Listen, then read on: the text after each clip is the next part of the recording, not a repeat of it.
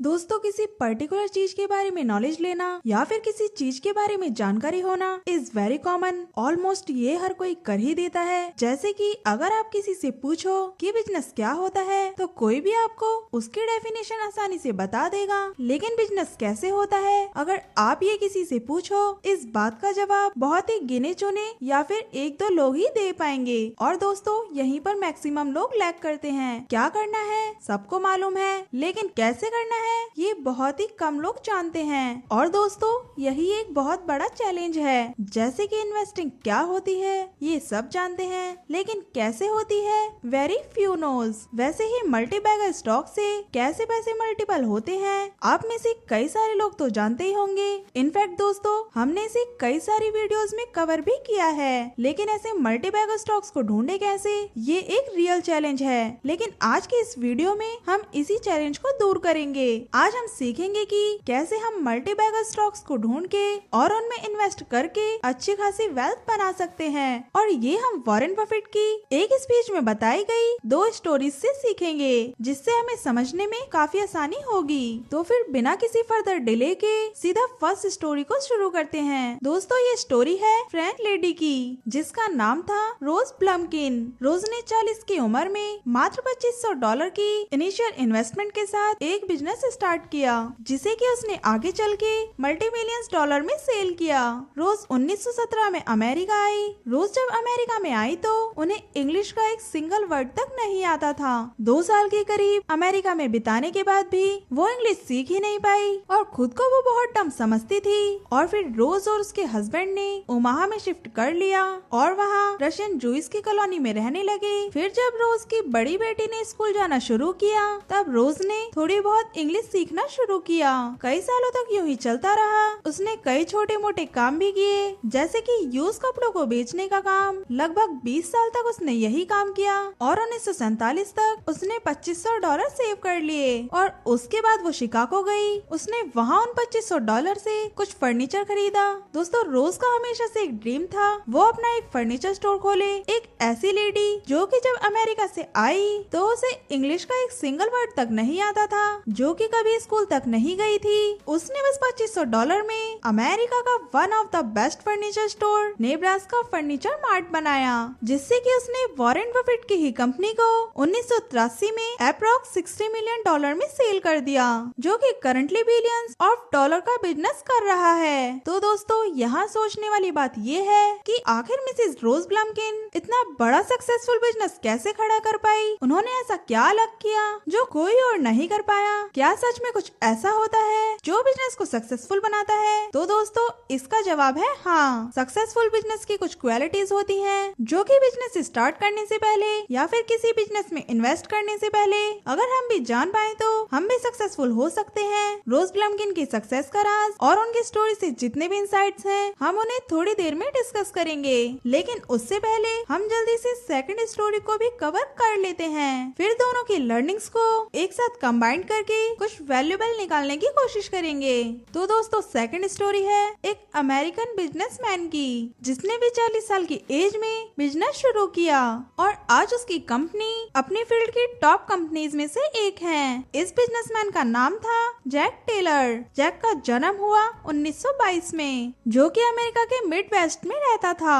Jack की भी schooling कुछ खास नहीं रही, क्योंकि उसे स्कूल जाना अच्छा नहीं लगता था। इसीलिए उसने कॉलेज के फर्स्ट ईयर में ड्रॉप आउट कर लिया। लेकिन अब आप शायद जान के हैरान होंगे कि एक कॉलेज ड्रॉप आउट की कंपनी आज यूएस में हर साल उतने कॉलेज ग्रेजुएट हायर करती है जितना और कोई कंपनी नहीं करती। जैक ने जब कॉलेज से ड्रॉप आउट किया तब समय था 1941 का। फिर जब यूएस के आर्मी पर हमला हुआ तो उसने आर्मी एयरफोर्स में ज्वाइन करने की सोचा, लेकिन हाई फीवर की वजह से आर्मी ने उसे नहीं रखा। देन उसने नेवी के लिए ट्राई किया एंड उसकी सिलेक्शन यूएस नेवी में हो गई। कुछ साल नेवी में सर्व करने के बाद वो वापस मिड कैप में आ गया और जब वो वापस आया उस समय शायद वो 23 से 24 साल का रहा होगा। उसके बाद जैक ने कई छोटे मोटे काम किए, लेकिन कभी भी वो किसी काम में टिक कर नहीं रहा, हमेशा एक काम से दूसरे काम में स्विच करता रहा। देन वो फाइनेंशियली एक कार सेल्समैन बन गया कैडिलैक कार कंपनी के डीलरशिप में। 10 साल उस कंपनी के सेल्स में काम करने के बाद 35 की एज में उसने अपना बिजनेस स्टार्ट करने की सोचा और उसने अपने बॉस से कहा कि क्या मैं तुम्हारे साथ कार लीजिंग के बिजनेस में आ सकता हूँ। बॉस ने कहा कि ठीक है, लेकिन इसके लिए मुझे तुम्हारी सैलरी को आधा करना होगा और तुम्हें $25,000 भी देने होंगे, तब हम पार्टनरशिप कर सकते हैं। सो जैक ने 35 की उम्र में अपना पहला वेंचर स्टार्ट किया कार लीजिंग का और उसके पास बस 7 कार्स ही थी। उसने भी बिजनेस पे काफी मेहनत करी, बट अनफॉर्चुनेटली उसका पहला वेंचर इतना खास नहीं कर पाया और उसने क्लोज कर दिया। देन एज 40 उसने अपना सेकंड बिजनेस शुरू किया और इस बार वो बहुत ही बड़ी कंपनी के साथ कंपटीशन में उतर गया। उसने कार रेंटल बिजनेस में एंटर किया, जिसमें पहले से ही हेड सेवर्स और उसके जैसी दर्जनों कार रेंटल कंपनीज रूल कर रही थी। उसने बस 17 कार से शुरू किया, जबकि उसके कॉम्पिटिटर्स के पास सैकड़ों कारें थी और वो 17 कार्स भी कोई डिफरेंट कार नहीं थी, वही नॉर्मल कार्स थी जो उस समय अमेरिका में चलती थी, जैसे कि फोर्ड और जनरल मोटर्स। जैक को एयरपोर्ट लोकेशन भी नहीं मिल पाई क्योंकि उसके कॉम्पिटिटर्स ने पहले से ही वहाँ पर जगह बना रखी थी, लेकिन जैक के स्ट्रॉन्ग डिटर्मिनेशन ने उसे कभी निराश नहीं होने दिया और ना ही कभी उसने हार मानने दिया। उसने कंपनी स्टार्ट कर दी और वो कस्टमर को कुछ अलग कार तो ऑफर नहीं कर सकता था, लेकिन उसने उन्हें इतना फ्रेंडली एक्सपीरियंस देना स्टार्ट किया कि जैसे कि कभी उन्होंने पहले देखा ही नहीं था। एंड जब जैक की डेथ हुई 94 साल की उम्र में, तो उस समय उसकी कंपनीज के पास इतनी सारी कार थी जितनी हर्ट्ज, एवस और बाकी सभी कंपनीज की कार कंबाइन करके भी नहीं थी। अब उनकी 4th जनरेशन भी कंपनी में काम कर रही है। तो दोस्तों, ये है पावर अच्छे बिजनेस की। अच्छे बिजनेस कई सदियों तक तो चलते ही हैं और बिजनेस के ओनर को तो फॉर्चून बना के देते ही हैं, लेकिन साथ ही ऐसी कंपनीज में इन्वेस्ट करने वाले भी बहुत अच्छी वेल्थ बनाते हैं। तो दोस्तों, अब इन दोनों स्टोरीज में से कुछ इम्पोर्टेंट लेसन्स को देख लेते हैं, जिनको आप अपने इन्वेस्टमेंट में अप्लाई करके अच्छे इन्वेस्टमेंट अपॉर्चुनिटीज डिस्कवर कर सकते हैं। सो लेसन नंबर 1 है, ऐसे बिजनेस को फाइंड करो जिनके मैनेजमेंट पैशनेट हो और अपने काम के प्रति डिटरमेंट हो। दोस्तों, ये बात दोनों ही स्टोरीज में कॉमन है कि दोनों ही ओनर काबिल थे और कंपनीज के प्रति फॉर्मली डिटरमेंट थे। कंपनी को आगे ले जाना ही उनकी लाइफ का सबसे बड़ा गोल था। किसी भी कंपनी को ग्रो करने के लिए सबसे बड़ा हाथ मैनेजमेंट का ही होता है और अनफॉर्चुनेटली डूबने में भी। अगर मैनेजमेंट एफिशिएंट नहीं होगी तो अच्छे से अच्छे बिजनेस मॉडल भी फेल हो सकते हैं। वहीं एक एवरेज से मॉडल वाली कंपनी को भी एक एफिशिएंट मैनेजमेंट ऊंचाइयों तक पहुंचा सकती है। इसीलिए जब भी आप किसी कंपनी में इन्वेस्ट करने जा रहे हो तो कंपनी का मैनेजमेंट एनालाइज जरूर करें और ऐसा आप कर सकते हैं उनके इंटरव्यू सुन के और पास्ट में उनके परफॉर्मेंस को देख के। अगर वो लगातार अपने कमिटमेंट में खरा उतर रहे हैं तो आप कह सकते हैं कि वो एक एफिशिएंट मैनेजमेंट वाली कंपनी है। मैनेजमेंट ने पास्ट में क्या कमिटमेंट की थी वो उसे फुलफिल कर रहे हैं या नहीं, इसके लिए आपको कंपनीज के पुराने एनुअल रिपोर्ट्स को पढ़ना होगा, जो कि आपको किसी भी स्क्रीनर वेबसाइट या फिर कंपनी की अपनी ऑफिशियल वेबसाइट पे मिल सकती है। दोस्तों, सेकंड लेसन है, आपको मल्टीबैगर रिटर्न्स लेने के लिए किसी एडवांस टेक्नोलॉजी पे काम करने वाली कंपनीज को ढूंढने की जरूरत नहीं है। In fact one of the greatest investors of all time, Peter lynch, तो बोरिंग कंपनीज में इन्वेस्ट करना बहुत पसंद करते थे। उनके अकॉर्डिंग जिन कंपनीज के नाम बोरिंग होते हैं या जिनके ऑपरेशंस बोरिंग होते हैं और ऐसी कंपनीज जिसमें ज्यादा थ्रिल एक्साइटमेंट नहीं होती, ऐसे बिजनेस ग्रेट इन्वेस्टमेंट अपॉर्चुनिटीज हो सकते हैं। दोस्तों, जैसा कि आपने दोनों स्टोरीज में देखा कि रोज ब्लमकिन और जैक टेलर दोनों ने कोई आर्टिफिशियल इंटेलिजेंस के बेस पे कंपनी शुरू नहीं करी थी। एक ने सिंपली फर्नीचर का बिजनेस खोला और दूसरे ने सिंपल सा कार रेंट पे देने का बिजनेस खोला। दोनों ही बिजनेस एकदम सिंपल थे और इन्हें एक छोटा सा बच्चा भी आसानी से समझ सकता है, लेकिन स्टिल दोनों ही मल्टी बिलियन डॉलर के बिजनेस बने। इसीलिए बहुत सारे investors including Peter lynch and Warren Buffett simplicity को किसी भी कंपनी की सक्सेस की की मानते हैं। लेकिन दोस्तों, यहाँ पर सवाल ये भी पैदा होता है कि सिंपल बिजनेस को कॉपी करना तो बहुत आसान होता होगा, तो फिर ऐसे में बिजनेस सरवाइव कैसे करेंगे? तो दोस्तों, इसका जवाब है बिजनेस मोड। बिजनेस मोड क्या होता है ये हम किसी वीडियो में डिटेल से समझेंगे, लेकिन फिलहाल आप मोड का सीधा मतलब ये समझ लीजिए कि ये कंपनी की कॉम्पिटिटिव एडवांटेज होती है, यानी कि कंपनी में कुछ ऐसा खास जो किसी दूसरी कंपनी में ना हो या फिर जिसे कॉपी करना बहुत ही मुश्किल हो, और इस एडवांटेज को हम नेक्स्ट वीडियो में डिटेल से समझेंगे।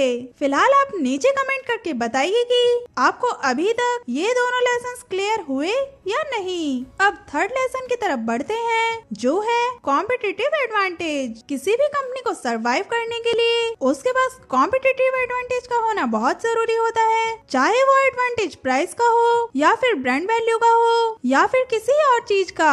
जैसे कि अगर आप कोल्ड ड्रिंक खरीदने के लिए जाते हो और शॉपकीपर आपको दो ब्रांड्स की कोल्ड ड्रिंक देता है, जिनमें से एक है कोका कोला ब्रांड की और दूसरी किसी लोकल अननोन ब्रांड की, तो आप कौन सी खरीदोगे? Obviously Coca Cola, right? Why? Because Coca Cola की ब्रांडिंग इतनी स्ट्रॉन्ग है कि हम सब इस पे आंख बंद करके ट्रस्ट करते हैं, एंड बिकॉज बेवरेजेस को कंज्यूम करते हैं, तो हम इस बात का भी पूरा ध्यान रखते हैं कि हम कोई हेल्थ को खराब करने वाली चीजें कंज्यूम ना कर लें। वैसे वो बात अलग है कि कोका कोला भी हेल्दी नहीं होती, लेकिन स्टिल क्योंकि हमें इस पे ज्यादा ट्रस्ट है देन सम XYZ ब्रांड, तो हम कोका कोला को ही कंसिडर करेंगे।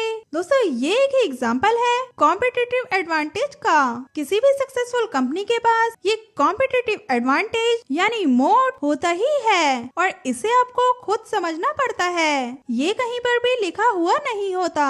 और रोज और जैक के बिजनेस में ये एडवांटेज था कस्टमर डिलाइटनेस का, यानी कि जब एक कस्टमर उनके स्टोर पे विजिट करता तो वो उन्हें इतना स्पेशल फील करवाते कि कस्टमर किसी और के पास जाने की सोच ही नहीं पाता। दोस्तों, इस बात को तो आप भी मानते होंगे कि जब आप किसी स्टोर या किसी शॉप में कुछ भी खरीदने के लिए जाते हो तो वहाँ पे आपको किस तरह से ट्रीट किया जाता है, सबसे ज्यादा यही आपके ध्यान में रहता है। अगर किसी शॉप पे सस्ता सामान भी मिलता है लेकिन वहाँ के एम्प्लॉयज कस्टमर से सीधे मुंह बात भी नहीं करते, तो ऐसी शॉप पर कोई क्यों जाएगा? और वहीं किसी ऐसी शॉप पर जहाँ प्राइसेस थोड़े हाई भी हो लेकिन वहाँ पे कस्टमर के साथ राजाओं की तरह ट्रीट किया जाए, तो ज्यादा चांसेस हैं कि लोग बार बार वहीं जाना पसंद करेंगे।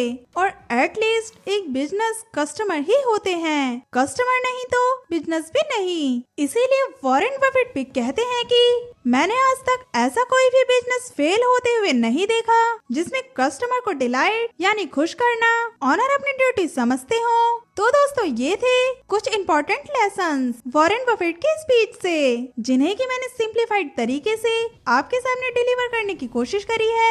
आई होप दोस्तों आप इनसे कुछ नया सीख पाए होंगे और ये आपकी फाइनेंशियल जर्नी में मददगार साबित होंगे। दोस्तों, अगर आप हमारे काम को अप्रिशिएट करना चाहते हो तो सिंपली वीडियो को लाइक करें और चैनल को भी सब्सक्राइब करें ताकि हमारा ये चैनल ग्रो हो सके। साथ ही ऐसा करने से आपको हमारे चैनल पे आने वाली हर वीडियो की नोटिफिकेशन सबसे पहले मिलती रहेगी। So that's it for today दोस्तों।